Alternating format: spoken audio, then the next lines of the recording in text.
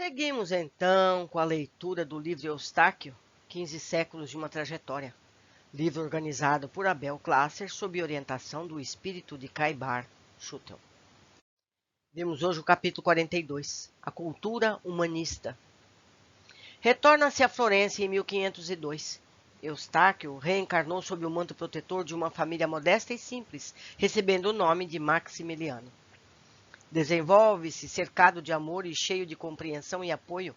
O núcleo familiar, apesar da singeleza de vida, permite-lhe um crescimento saudável com a possibilidade de estudo. Desde cedo, Maximiliano acompanha seu genitor nas atividades do campo, colhendo e plantando cíclica e rotineiramente, perquirindo em seu íntimo quando lhe surgia uma oportunidade de progresso social e econômico. Buscando atingir o seu objetivo de melhorar o nível de vida, todos os dias frequenta o pequeno comércio de Mestre Jacó, como carinhosamente chama o ancião, que vende livros e quinquilharias de um modo geral no centro da cidade.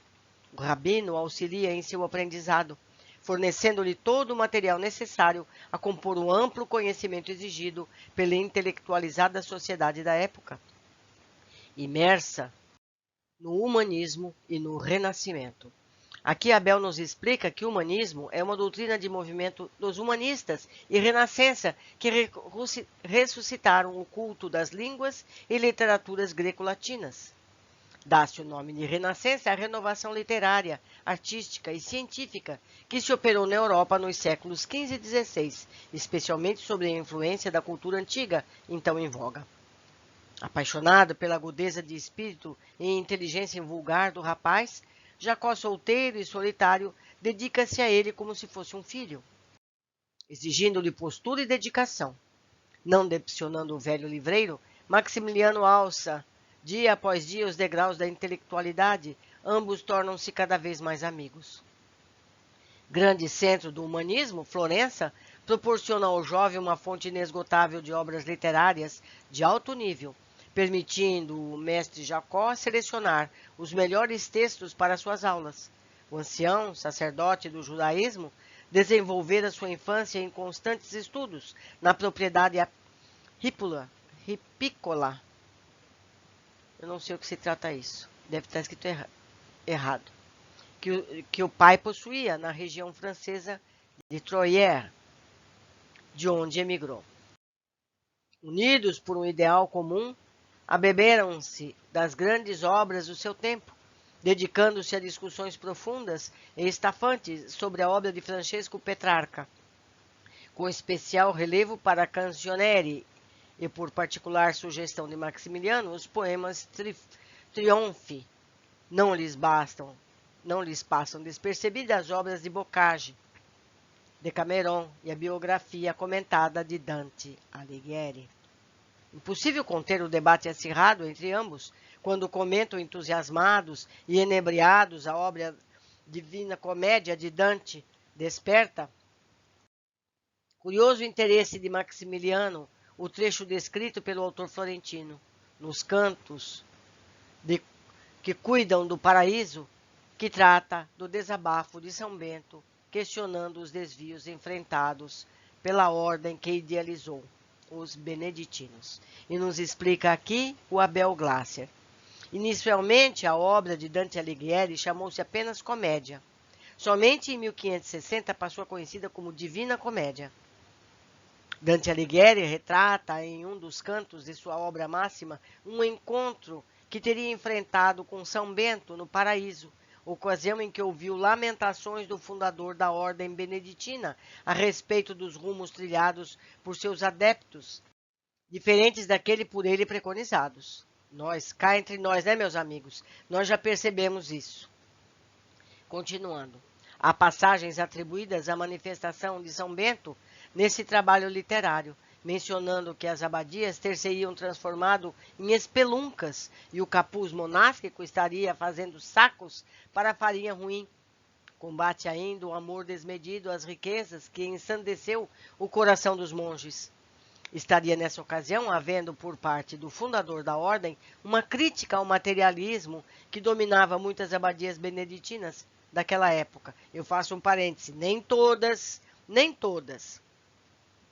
De certo, trata-se de uma ficção criada por Dante, embora o seu sentimento pessoal esteja esboçado no livro, confirmando a imagem que muitos florentinos faziam dos beneditinos.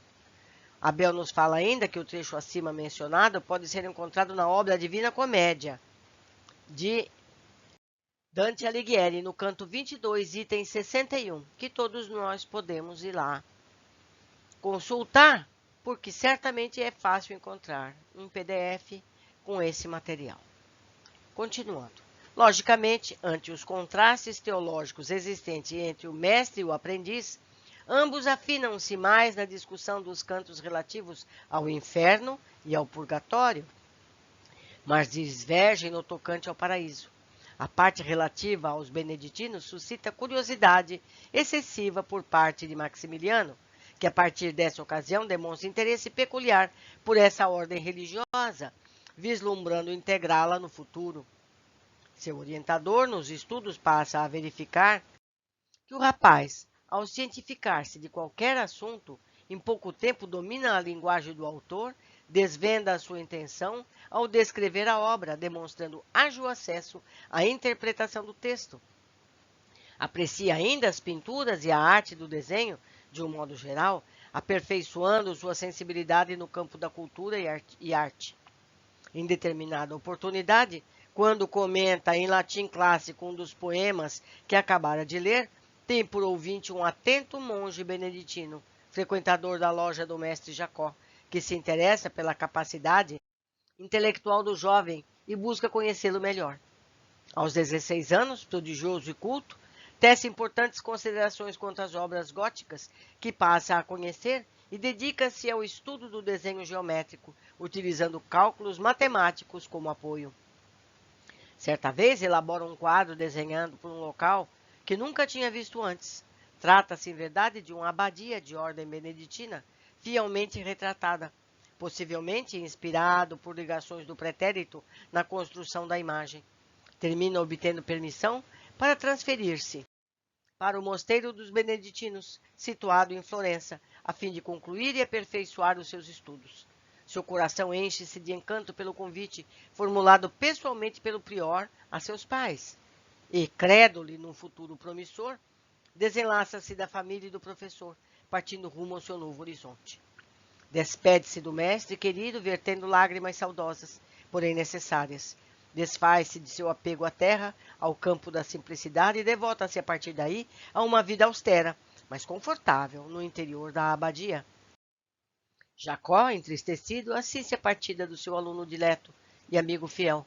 Pelas vias tortuosas de Florença, seguem lado a lado Maximiliano e o monge, que lhe serve de guia, distanciando-se do centro e caminhando pelas trilhas de um penhasco. A última imagem que se vê do jovem são as linhas sombrias de seu capuz monástico.